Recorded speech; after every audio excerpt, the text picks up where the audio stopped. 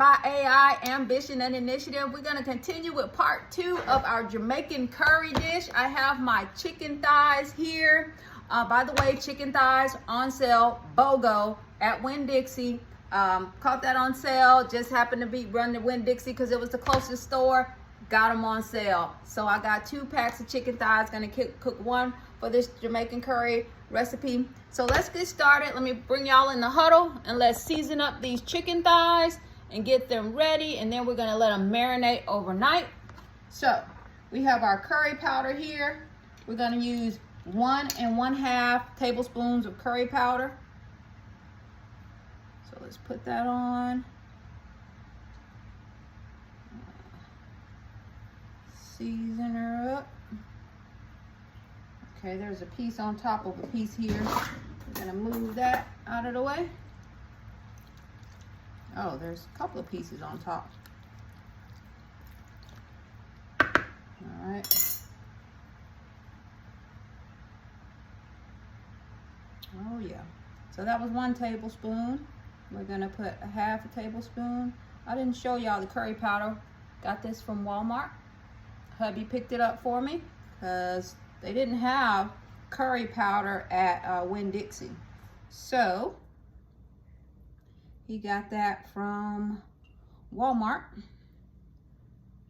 and brought it for me. Shout out to hubby. All right, so we got the 1 tablespoon of 1 1/2 tablespoons of curry powder. Next, we're gonna put our onion. Y'all check out the seasonings. We have 1 whole onion chopped. We have 1 habanero pepper, thinly chopped. We have grated fresh ginger right here. And we have 4 cloves of garlic, minced. All right, check it out. I did all that. All right, so we're gonna put our onions in. Everybody in the pool here. Everybody in the pool. All right, next, we're gonna put our ginger in. This is our nice minced ginger right here. Everybody in the pool, ginger in. Next, we're gonna put our habanero pepper. The recipe I found online calls for Scotch bonnet pepper. Winn-Dixie did not have Scotch bonnet, so I'm using this habanero pepper because it offers that as a substitute in the recipe. All right, so I have my thyme here. That's next up, and we're going to use, let's see, 1 teaspoon of thyme. So I'm going to get my teaspoon measure here. 1 teaspoon of thyme. Time after time. All right, good deal. And we need allspice. Have my allspice here. And we're gonna use 1 1/2 teaspoons of allspice. 1 1/2 teaspoons of the allspice. Woo! That made a mess. Okay, let's put some back in there. All right, crisis averted. All right, 1 1/2 teaspoons of the allspice. Nice. See how much of that I've used already? You've seen I've made jerk chicken a couple times, and yeah, I've been using the allspice.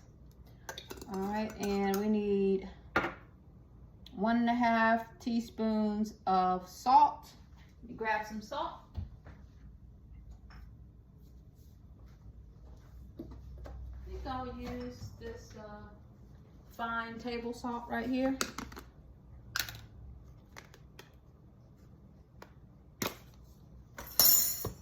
Un momento, por favor. All right, so we're gonna use 1 1/2 teaspoons of salt. Check it out, y'all. Check it out. Oh, that's too much. Let me pour that in the sink. All right, that's half. All right. All right, y'all. Check it out. I'm gonna mix this up. But first I'm gonna check the recipe offline, make sure I didn't forget anything or skip anything.